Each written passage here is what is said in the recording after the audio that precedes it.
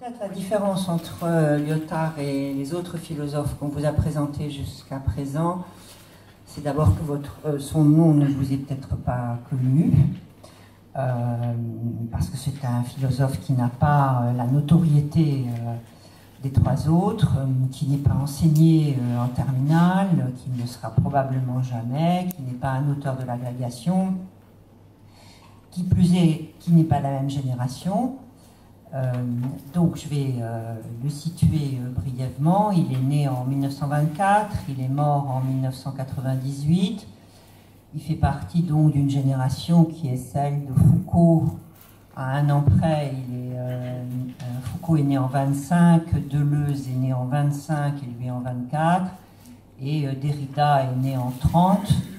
Donc c'est cette configuration-là de ce qu'on a appelé la philosophie française, parce qu'on a appelé aux États-Unis la philosophie française, puisque c'est une philosophie qui s'est beaucoup exportée aux États-Unis.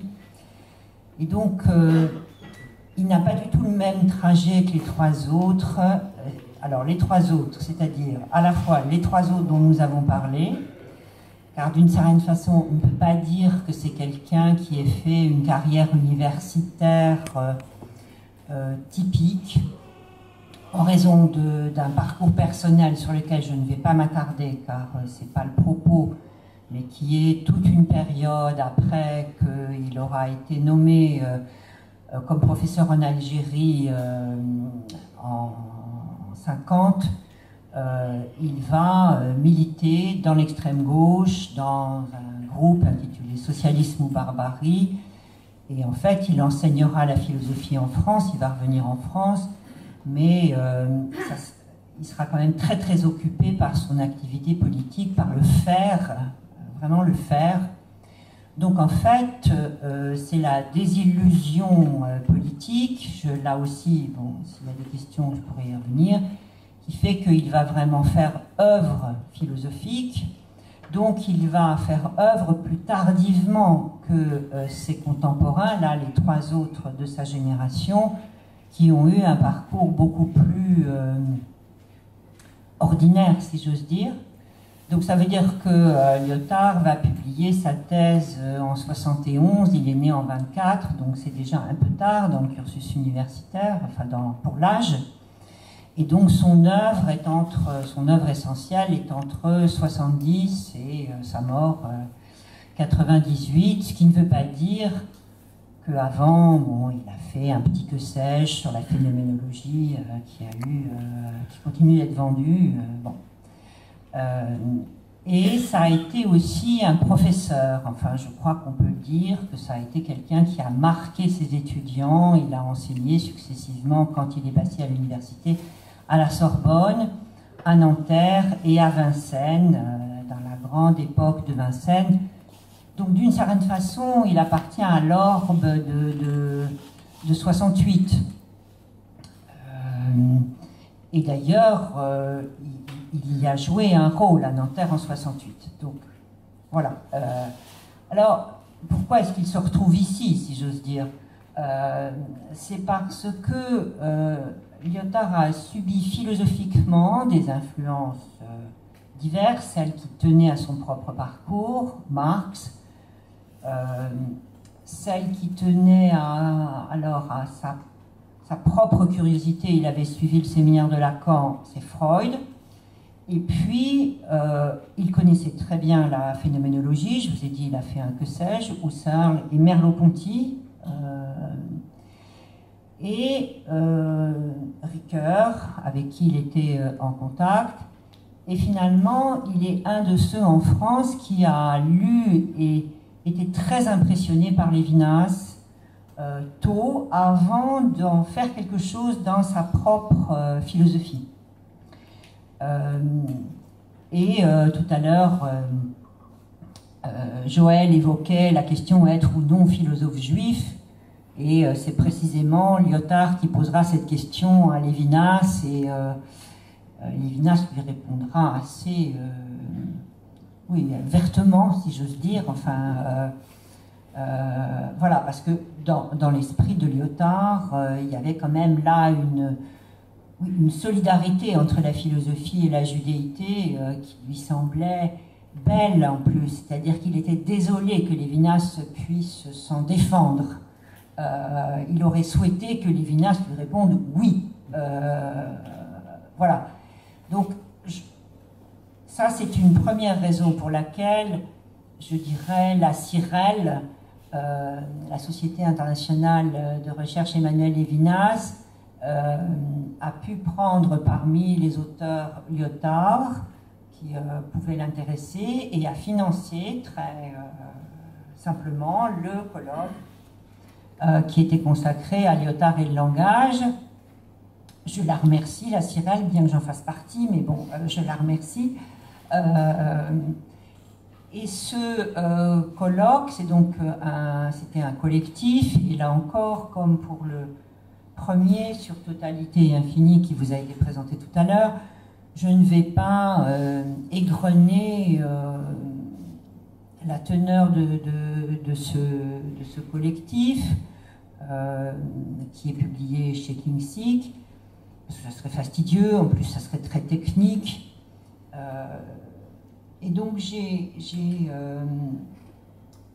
plutôt décidé de prendre un angle, et comme le temps nous est compté, un petit angle, et un angle qui peut-être justement n'est pas souvent évoqué chez Lyotard, alors qu'il occupe cet angle de toute la fin de sa vie, qui est non seulement la question du langage, non seulement, ça elle occupe toute sa vie, non seulement la question de ce qui est hors langage, ce qui est rebelle au langage, il n'emploie jamais le mot ineffable, mais il y a quand même l'idée d'un reste dont le langage ne pourra jamais faire la peau. Et à la fin de son œuvre, ce reste va porter un nom qui est l'enfance. Et qui, d'une certaine façon, c'est une chose sur laquelle j'avais pu intervenir, Jean-Michel était là, qui n'est pas présent chez Lévinas sous ce nom. Il peut y avoir un thème de l'adolescence chez Lévinas, enfin c'est plus qu'un thème, une réflexion, mais l'enfance, pour en avoir fait le relevé, l'enfance chez Lévinas est au contraire l'irresponsabilité, le monde du faux fuyant, le monde des rires sous cape, dont il faut se défaire, qui est l'inverse de la franchise qu'exige l'éthique. Or là, Lyotard a une entrée toute différente. Mais pour dire un mot avant de passer directement à l'enfance, enfin je crois quand même qu'il faut que j'honore Lyotard et le langage. Je pourrais dire pour introduire, je pourrais dire sur Lyotard, je pourrais là encore m'aider décidément Jean-Michel d'une formule de Jean-Michel, c'est-à-dire Jean-Michel, dans une préface à un autre collectif, a dit de Lyotard que c'était le philosophe de la dépossession, et je pense que ça n'est pas un concept lyotardien. Lyotard parle de dessaisissement, il ne parle pas de dépossession, mais d'une certaine façon le terme dépossession est plus clair, enfin plus ordinaire, et il est vrai que c'est bien une intuition directrice de son œuvre, et vous voyez du coup la connivence avec ce dont nous avons parlé, c'est-à-dire qu'il y a l'idée que l'ego, le moi, n'est pas maître de lui-même et n'a pas à l'être et n'a pas à le revendiquer. Alors, lui, il le pense plutôt comme l'idée qu'il y a quelque chose qui reste rebelle à tout traitement. Et il prend le mot traitement dans un sens presque médical, au sens où ce serait une maladie native, mais qui justement ne pourra pas être traitée. Et l'intraitable, puisque tel est son nom, l'intraitable, c'est ce dont, dans l'idée de traitement, il y a l'idée qu'on ne peut pas en faire le tour, qu'on ne peut pas en prendre possession, qu'on ne peut pas le maîtriser, qu'on ne peut pas discursivement, rationnellement,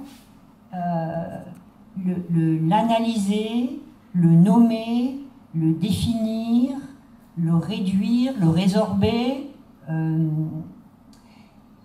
Et par là, pour là encore essayer de faire des ponts avec ce que vous avez déjà entendu, il fait partie de cette tradition anti-hégélienne, c'est-à-dire l'idée qu'une totalité, qu'un mouvement de pensée qui arrive à tout totaliser et à tout maîtriser,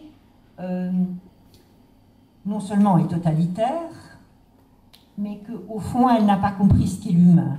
C'est que c'est un système, mais qu'elle n'a pas compris ce qu'est l'humain. Elle en a fait une sorte de chose, la chose bon, chez Hegel, de l'esprit absolu. Mais chez Lyotard, il y a l'idée que c'est intraitable, ne peut pas être pris ni dans une forme rationnelle, ni dans un récit linéaire continu. C'est-à-dire qu'il y a l'idée chez Lyotard que la narration, en tant que telle, a une manière d'enchaîner qui crée une illusion de cause à effet et de continuité, et que finalement c'est faire injure à ce qu'est l'effraction des événements, de quelque nature qu'ils soient, et qui est une autre forme de totalisation, qui n'est pas circulaire, mais qui est linéaire, sans trou, sans faille. Alors, je dirais l'expérience la plus évidente du dessaisissement, c'est bien sûr l'expérience que nous faisons tous de ce que les mots ne semblent ne pas pouvoir ni vouloir dire, ce que nous sentons. Et là, on tombe sur la question de la sensibilité, parce que Joël disait tout à l'heure, pas de sentiment. Lévinas, contrairement à Jankélévitch, il n'y a pas de sentiment. Enfin, l'éthique, pardon, n'est pas du ressort du sentiment de l'amour, mais en même temps, il y a chez Lévinas la question de la sensibilité à autrui, qui n'est pas le sentiment, qui est la sensibilité. Et il y a chez Lyotard l'idée que la sensibilité, c'est même encore mal dit, parce que dans sensibilité, il y a l'idée d'une aptitude. Et l'idée d'une aptitude, c'est déjà l'idée qu'on maîtrise un petit quelque chose, que c'est de notre côté, qu'on a un petit pouvoir en germe. Tandis qu'au fond, il a une pensée de la sensibilité comme d'une passivité première. Et cette sensibilité, c'est précisément ce qui résiste au langage. C'est-à-dire que l'impuissance à dire, c'est l'impuissance à dire quoi? À dire l'expérience corporelle, charnelle, la jouissance et la douleur, l'expérience sentimentale, la joie, l'enthousiasme, le chagrin, l'effroi, qui chez Lyotard a une grande importance, l'effroi, la terreur, l'expérience esthétique, le plaisir pris au beau, le plaisir qui, dans la tradition classique, plaisir et peine mélangés pris au sublime, l'expérience métaphysique ou religieuse, qui est une expérience sensible, alors là au sens habituel des mystiques, c'est-à-dire d'un sentiment d'union à Dieu, mais sans aller jusque-là. La révélation est une expérience sensible, l'élan de la foi est une expérience sensible, et enfin, il y a une sensibilité, j'ai commencé par là, pour Lévinas, mais pas pour Lyotard, de l'éthique. on aura peut-être l'occasion d'y revenir. C'est pas qu'il n'y a pas d'éthique chez Lyotard, mais elle ne passe pas par la sensibilité à autrui. Alors, vous voyez, le paradoxe de cette philosophie, c'est de dire quelque chose qui échappe aux mots. Il y a une espèce de contradiction dans les termes qui échappe plus précisément aux contraintes du langage. Mais je dirais que l'erreur, c'est de croire que Lyotard veut articuler l'inarticulable. Non, il ne veut pas faire ça. Il veut articuler le fait qu'il y a de l'inarticulable. Ce qui n'est pas du tout la même chose. Ça veut dire qu'il n'a pas la prétention de décrire, de rendre raison et de prendre possession de l'inarticulable, puisque c'est justement la thèse inverse, c'est l'idée qu'on ne peut pas, il est inarticulable, et que de ce fait, on ne peut pas en prendre possession. Alors, ça veut dire que cette philosophie cherche ce qui rend ce reste possible. Comment nous retrouvons-nous dans cette condition humaine où nous sommes des êtres parlants, où c'est la dimension essentielle de notre humanité, et qu'il y ait du reste, que le langage qui reste étranger, qui est une altérité profonde.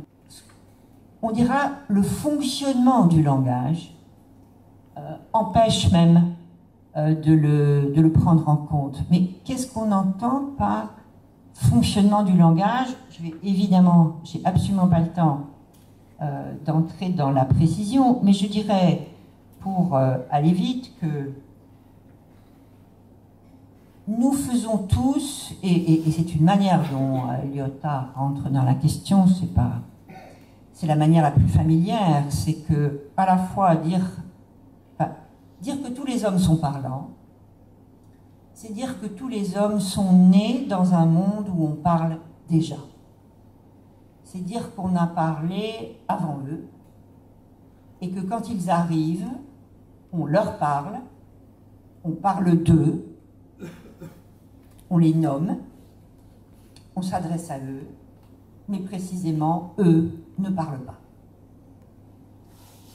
C'est-à-dire que ils sont comme plongés immédiatement dans un bain de langage avec justement une inaptitude à parler. C'est-à-dire que la fameuse faculté de parler commence par être une impuissance à parler, et que ce fait extraordinairement anodin a des implications majeures. C'est-à-dire que on a existé avant d'exister. On a existé avant d'exister puisqu'on a existé sans pouvoir parler, donc sans avoir de moi, sans dire je, sans rien entendre de ce qu'on nous dit. Et c'est ça, infance. L'enfant, c'est pas un petit enfant qui court en jouant au ballon et en parlant avec ses copains, en rigolant. Infance, c'est celui qui ne parle pas. C'est le nourrisson. Et on sait comme les nourrissons sont intimidants, y compris pour leur mère, parce que c'est précisément cela. C'est une altérité. C'est pas des objets du tout. Mais ce n'est pas des êtres parlants, donc comment on va faire? Comment on va faire parce qu'on sait qu'ils ne sont qu'une boule de sensations. Alors ça, c'est au fond l'implication la plus profonde, c'est l'enfance de l'esprit. Alors, je voulais vous lire un tout petit extrait La naissance et l'enfance y sont avant qu'on y soit. Le « i » en question s'appelle corps. Ce n'est pas moi qui nais, qui suis enfanté.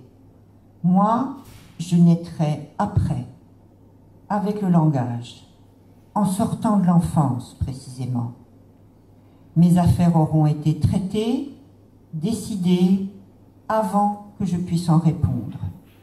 Et cela, une fois pour toutes. Cette enfance, ce corps, cet inconscient restant là toute ma vie. Quand me vient la loi, avec le moi et le langage, il est trop tard. Les choses auront déjà pris un tour, et le tour de la loi n'arrivera pas à effacer le premier tour, cette première touche. L'esthétique concerne cette touche première qui m'a touchée quand je n'y étais pas. Mes affaires auront été traitées, ça ne veut pas dire que je suis déterminée et je ne pourrai plus rien faire. Non, ça veut dire il y a un passif extraordinaire. Voilà. Il y a un passif, plein de choses me concernent pour laquelle je n'ai absolument pas eu droit à la parole. Quand il dit esthétique, ça veut dire cette touche première, c'est le fait que j'aurais été touchée. Touchée au sens, alors le plus simple, touchée par des mains, mais j'aurais été touchée par des sons, des couleurs, des odeurs, touchée par le monde. Alors, au sens où Merleau-Ponty peut chercher à restituer cette expérience. Et c'est cette touche première, mais première, vous voyez, d'un primordial d'avant mon décomptage du temps. C'est cette touche première dont le grand art, aux yeux de Lyotard, voudrait prendre la charge, c'est-à-dire essayer de lui rendre hommage à cette touche première. Alors vous voyez, nous sommes des êtres divisés, puisque ça veut dire il y a deux esprits en un. Nous sommes deux esprits en un, et Lyotard va leur donner deux noms. Il y a l'esprit qu'on connaît tous, celui qu'on nous enseigne, celui dans lequel on nous a éduqués, celui pour lequel on nous a éduqués, celui qui articule des mots, des idées. Et cet esprit-là, c'est l'esprit rationnel, c'est l'esprit logique, c'est l'esprit qui maîtrise scientifiquement le monde. C'est l'esprit qui parle, parce que le langage, c'est la loi. Le langage, c'est la rationalité. Et dans rationalité, vous avez ration. La rationalité, elle rationne. C'est-à-dire qu'elle demande que l'on neutralise les circonstances, l'affectivité, le moi. Et c'est la condition de la limpidité. Donc il y a cet esprit-là qui s'appelle animus en latin, ou bien mens, mais animus, dit Lyotard, et il y a cet autre esprit en quelque sorte perdu, mais qui est là, qui ne passera jamais. C'est pour ça que je dis une sorte de passé immémorial, parce que l'enfance n'est pas une époque qui passe. Au fond, son idée, c'est que l'enfance de l'esprit est une époque qui reste, qui persiste, qui insiste, sous la forme de ce qu'il appelle l'âme. Vous voyez, la philosophie est toujours obligée de prendre un mot qui appartient déjà à la langue et de lui donner un sens très singulier, puisqu'il appelle âme cette vie psychique en tant qu'elle est liée. Je dis psychique, mais psychique au sens où psyché, c'est l'âme. Hein, vous voyez, on tourne en rond dans dans les langues étrangères, cette vie sensitive qui est touchée, affectée par quelque chose qu'elle ne peut pas nommer. Donc on va être obligé d'appeler quelque chose. Puisqu'au fond, on est précisément dans l'inarticulable. Et cette âme est passive, passible, parce qu'elle ne maîtrise rien. Cette âme, cette enfance de l'esprit, la dernière philosophie de Lyotard veut lui accorder une place parce qu'elle est ignorée et qu'il y a d'une certaine façon une forme de scandale qui n'est pas tout à fait celui de la singularité, mais enfin qui a une sorte d'affinité avec. Elle est ignorée dans les deux sens du terme, c'est-à-dire chacun de nous l'ignore par principe. C'est la façon dont nous demandons à nos parents de nous raconter ce moment où nous étions là et nous n'y étions pas. Et au fond, ça ne nous sert à rien. En quelque sorte, on reste... Enfin, si, ça... On essaye de faire quelque chose de ça, mais évidemment, ça n'évoque pas un souvenir. Donc, c'est une espèce de vue extérieure très étrange, très étrangère. Donc, et vous voyez, là, c'est la différence, par exemple, avec l'expérience de la douleur. Parce que la douleur, on ne peut pas la dire. Thème de Wittgenstein, le mal aux dents. On ne peut pas la dire. Et à la limite, quand le médecin vous demande de la décrire, ça devient tout de suite un enfer. Mais en même temps, on ne l'ignore pas. Je veux dire, c'est pas un monde autre. C'est la douleur au présent. Donc elle est ignorée dans ce sens-là, l'enfance, mais elle est ignorée au sens où elle est par principe refoulée. Refoulée par le langage. C'est-à-dire, appartenir à la communauté des hommes, c'est parler. Donc ça veut dire être capable de s'adresser et de recevoir une adresse. Et il y a là une violence terrible. Et ça n'est pas parce que les autres sont méchants, mais c'est parce que les autres parlent. Et que, à partir du moment où ils parlent, ils nous identifient.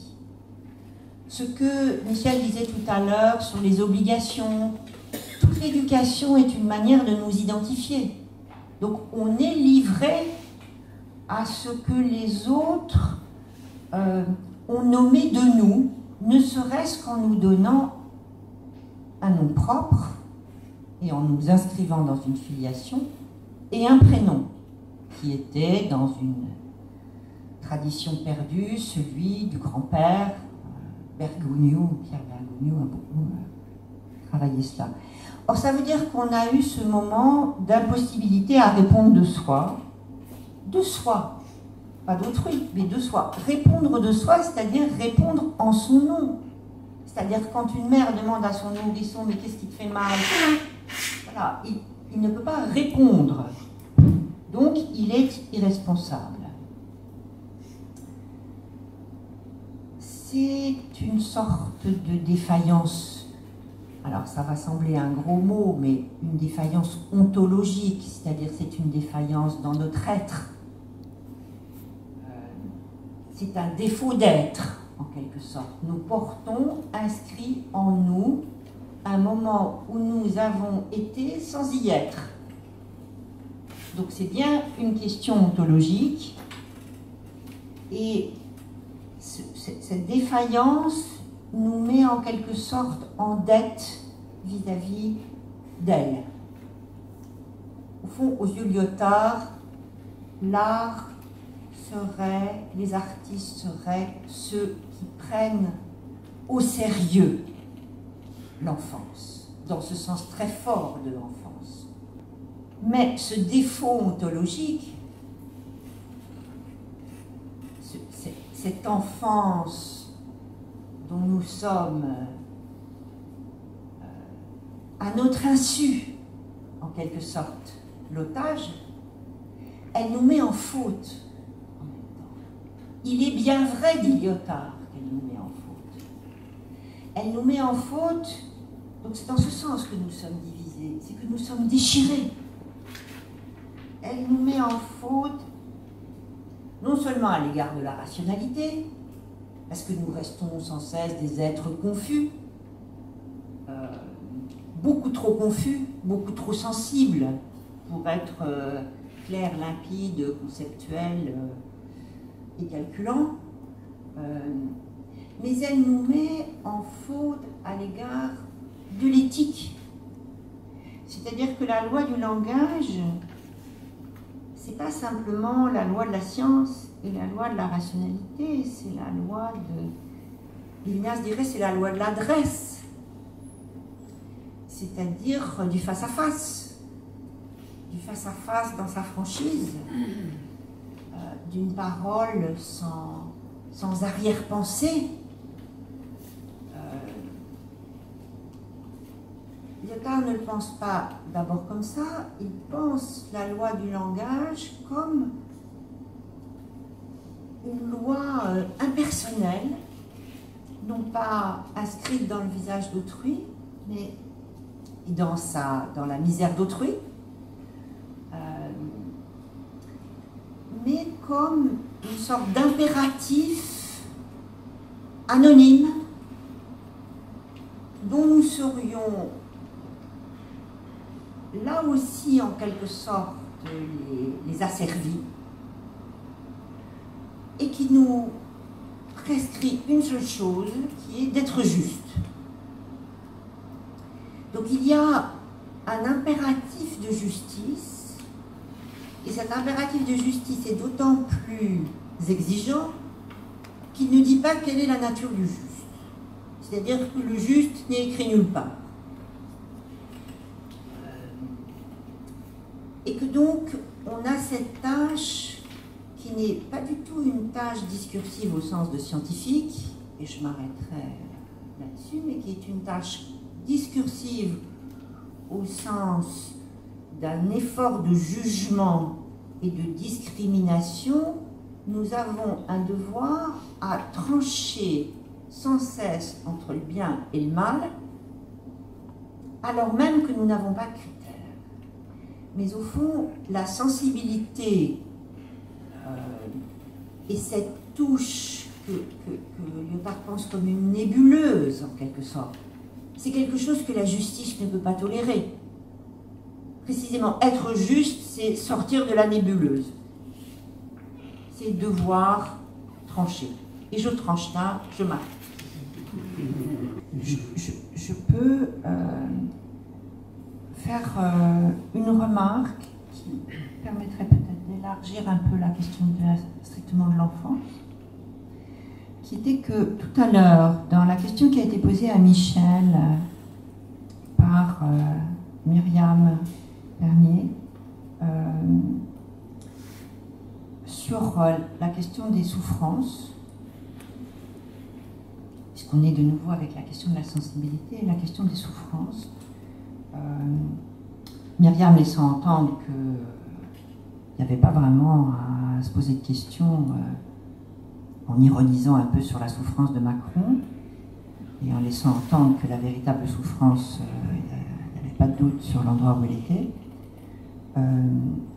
Or, je pense que pour Lyotard, donc Michel a répondu à juste titre que une hiérarchie des souffrances n'est pas quelque chose de pensable, parce que justement c'est d'une certaine façon il y a une idée de quantification, de calcul dans ce qui est le plus charnel. Mais je pense que c'est surtout pas comme ça là que sur cette question, et c'est pas comme ça que Lyotard l'aurait pensé. Lyotard aurait dit la politique d'un État, c'est de sans cesse devoir choisir, de donner la préférence à un genre de discours, ce qu'il appelle un genre de discours, et on revient là à la question du langage tel qu'il l'a traité, et non pas au reste, c'est-à-dire le fait que le langage est éclaté en des genres de discours, et que ces genres de discours sont hétérogènes les uns aux autres, que le genre économique et le genre artistique dans la politique publique sont rarement d'accord, que le genre économique et le genre social sont rarement d'accord, que je pourrais morale, etc., et que dans la question qui est posée là, qui était posée, c'est à quoi va-t-on donner la primauté? Est-ce que c'est la question sociale ou est-ce que c'est la question économique? Étant entendu que l'économie est pour partie dépendante de l'économie européenne et des contraintes européennes. Donc il y a à la fois la souffrance, qui est la souffrance sociale, et effectivement la question économique ne se présente pas immédiatement comme une question de souffrance. Elle ne paraît, sauf pour ceux qui pâtissent socialement des décisions économiques. Mais ceux qui ont à garder en tête les exigences économiques, comment dire, il ne suffit pas de dire oui, mais ce sont juste les riches. Je crois que malheureusement c'est plus compliqué. Il y a des genres de discours, chacun a sa propre légitimité, sa propre finalité. Je m'arrête là. C'est juste pour dire qu'on est dans des registres différents et c'est l'hétérogénéité des registres qui rend les problèmes extrêmement compliqués. C'est que quand on règle l'un, l'autre est forcément pâti. Un côté fait pâtir l'autre.